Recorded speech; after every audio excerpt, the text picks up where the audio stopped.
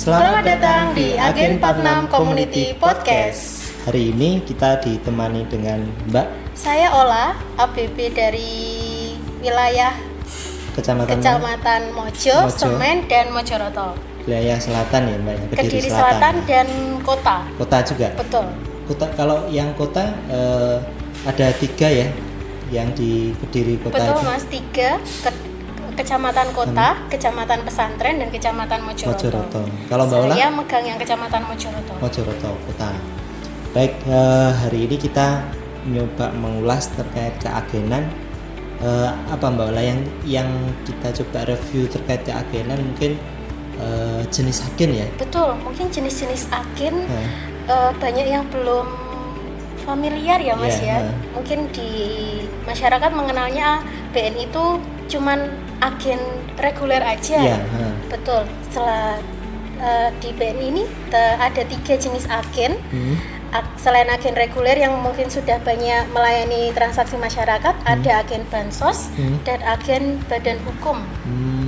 Tapi semuanya itu istilahnya kalau di BNI 46 ya, di BNI 46 kan kemitraan semuanya. Betul. Yang membedakan antara ketiganya itu apa sih Mbak Ola? Untuk yang membedakan antara ketiganya mungkin kalau yang reguler hanya melayani transaksi perbankan saja Mas. Kalau yang bansos itu ada tambahan sedikit tugasnya, yaitu harus menjadi penyalur bantuan pemerintah. Di kita ada PKH atau enggak BST namanya. Itu jadi agen bansos ini berkewajiban untuk membantu masyarakat untuk menyalurkan bantuan pemerintah. Berarti kerjasamanya juga dari dinasnya juga berbeda ya. Betul. Ada dinas sosial dan ada juga dari dinas pertanian. Dinas juga pertanian ada. Untuk yang kartu tani. Kartu tani ya, berarti itu kios pupuk. Betul, kios pupuk. Semuanya mitra BNI, semuanya agen 46, hanya yang membedakan adalah agen 46 yang sebagai agen bansos, dia menjadi kemitraannya untuk penyalur bantuan sosial. Betul. Jadi selain bisa melayani transaksi keuangan perbankan pada umumnya, dia mendapat tugas tambahan, yaitu jadi penyalur bantuan pemerintah. Betul. Kalau yang satu kan sudah ada 2, yang reguler sama yang agen bansos. Nah, yang satunya yang badan hukum, mungkin ini jarang teman-teman atau dari agen belum tahu apa itu. Kayak yang badan hukum itu memang jarang ya Mbak Ola. Gak familiar, teman-teman mungkin bisa dijelaskan. Kalau badan hukum ini adalah agen yang memang secara perjanjian kerjasama atau PKS-nya di pusat Mas Bayu. Jadi memang kriterianya untuk due diligence dan lain-lain memang dilakukan secara terpusat. Dan mungkin kalau yang reguler kan dijalankan oleh kelolaan yang perorangan. Kalau yang badan hukum ini nanti ada namanya mitra. Jadi induknya bisa membawahi seperti agen-agen di bawahnya. Begitu. Jadi yang kerjasama dengan kita tuh induknya, mitranya, kemudian nanti di bawah ya? Betul, mitra pusatnya, dan itu nanti bisa monitor agen-agen di bawah donan kelolaannya. Gitu. Kalau mungkin lebih simpelnya, untuk sebagai contoh mungkin kayak misalkan sebuah koperasi ya Mbak. Betul. Kalau misalkan Bapak Ibu mengelola sebuah koperasi yang cakupannya ada di Kabupaten Kediri, Nganjuk, di Kota Kediri, misalkan ada kantor pusatnya, salah satu kantor pusatnya ada di Kediri, bisa dijadikan mitra badan hukum. Nah, yang nantinya sebagai downline-nya atau yang di bawahnya itu sebagai sebagai mitra yang bisa bertransaksi juga. Jadi badan hukum itu nanti sama seperti yang reguler ya Mbak. Betul. Ya, pembedanya hanya badan hukum itu dia memiliki anak cabang ya. Betul. Memilikiannya anak cabang yang ada batasannya nggak sih Mbak Ola? Berapa minimal pengajuan untuk yang jadi badan hukum itu berapa kantor layanan misalnya? Sepengetahuan saya selama ini nggak ada batasan ya Mas. Belum ada ya? Belum ada. Jadi memang kita membuka kesempatan yang luas terbuka untuk iya betul untuk masing-masing masing-masing jenis layanan ataupun bisa jadi toko. Betul. Swalayan juga bisa ya? Iya.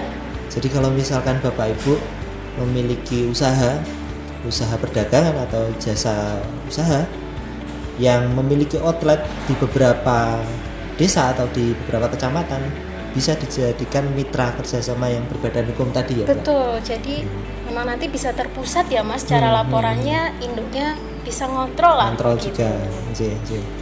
Lalu ini Mbak Ulang, yang sekarang lagi hit ya, lagi ngetren sekarang ini kan PPKM. Betul. PPKM mikro. Nah, apa sih yang kira-kira dari Mbak Ula sendiri, motivasi apa yang perlu ditingkatkan oleh teman-teman agen biar enggak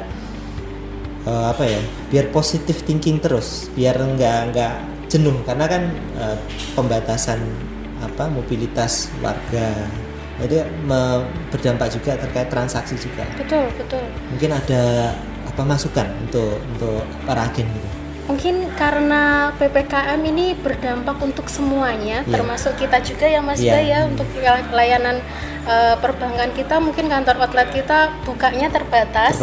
Nah ini makanya kesempatan agen untuk bisa memaksimalkan transaksi, karena mungkin di kantor kita mungkin bisa tutup lebih awal, jadi masyarakat mungkin bisa beralih transaksinya ke agen begitu. Jadi PPKM ini harapannya tidak membatasi mobilitas kita untuk bertransaksi Mas, karena mungkin di PPKM ini kan sering mungkin banyak yang harus belanja online begitu ya. Top up. Nah, ini jadi kesempatannya agen untuk bisa meningkatkan transaksi, karena memang layanan sekarang selama ini online semua. Jadi semuanya bisa dilakukan di agen begitu. Bapak Ibu, kalau misalkan saat ini ya, kebanyakan kan agen juga capek ya melihat informasi yang berseliweran di berita-berita yang mungkin ada positif dan negatifnya. Harapan kami dari teman-teman pengelola keagenan, Bapak Ibu tetap sesuaikan dengan prokesnya itu tetap, tapi jangan berlarut-larut terhadap kesedihan atau soalnya berdampak juga ke psikisnya mungkin Mas. Jadi kalau kita terlalu stres mungkin nanti akan gampang sakit malahan gitu ya. Jadi jangan tetap prokes itu wajib, tapi bahagia itu juga perlu. Betul. Jangan lupa bahagia. Iya. Tagline kita kayaknya itu ya Mas ya. Jangan lupa bahagia. Iya, betul. Jadi COVID ini tidak menghalangi semangat kita untuk tetap melayani masyarakat ya Mas. Tapi tetap prokes dijaga, tapi nggak usah terlalu mikir, khawatir begitu ya Mas, karena yang diserang imunitas kita, kalau kita down nanti kita malah akan jadi tambah sakit ya. Gitu. Oke, untuk agen tadi kita bahas terkait agen bansos, kemudian agen badan hukum, kemudian agen reguler. Betul. Untuk transaksi Mbak Ola, mereka apakah sama atau ada pembeda dari masing-masing jenis keagenan itu? Kalau transaksinya tidak ada pembeda sih Mas, karena memang fitur yang kita berikan sama untuk agen reguler dan bansos. Badan hukum juga sama. Jadi agen bisa bertransaksi lewat aplikasi, bisa lewat web dan lewat EDC. Jadi tidak ada pembeda. Jadi Bapak Ibu yang sebagai agen, misalkan sebagai agen bansos atau sebagai agen berbadan hukum, tetap melakukan transaksi seperti keagenan biasa. Betul. Jadi tidak harus agen bansos hanya melayani bansos saja gitu ya. Jadi tidak seperti itu ya Mbak Ola? Iya, jadi nggak seperti itu Mas. Kemungkinan karena layanan kita kan juga sudah lumayan sangat lengkap Mas. Jadi kita berharap agen-agen bansos ini juga bisa maksimal untuk melayani transaksi ke masyarakat sekitar. sama lah seperti agen reguler yang mungkin rutin transaksinya kayak pembayaran listrik, pembelian pulsa, BPJS. Jadi semua transaksi bisa dilakukan di agen. Yang terpenting masing-masing agen atau Bapak Ibu yang ingin bergabung utamakan harus lebih bisa beradaptasi, karena saat ini kan kita sudah ada di era yang modern, semuanya serba canggih digital. Nah, untuk yang sifatnya transaksionalnya itu nggak harus datang ke bank, datang ke agen itu bisa. Otomatis agen harus mampu mengoperasikan perangkat digital yang dimiliki. Bisa handphone, bisa komputer, misalkan ada laptop, bisa ya Mbak Lain. Bisa. Jadi memang harapannya masyarakat lebih bisa digital Mas saat ini Mas. Terlebih lagi agen kita karena basisnya kita aplikasinya digital, jadi mau nggak mau agen juga harus beradaptasi dengan era digital itu. Ya.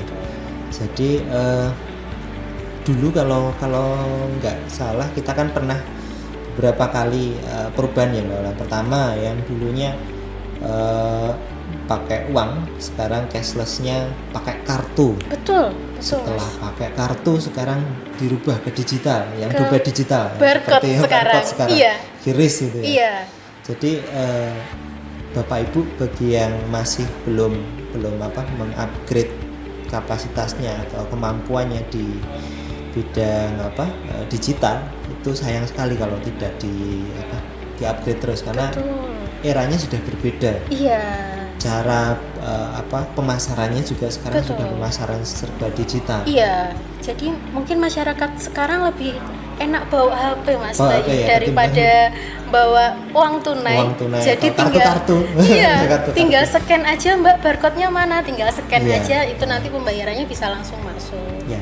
Jadi mungkin dari pembahasan kita kali ini tadi kita bisa menyimpulkan bahwasanya ada 3 jenis agen yang ada di BNI KC Kediri, cabang Kediri. Yang pertama adalah agen reguler, kedua adalah agen badan hukum, yang ketiga adalah agen bansos.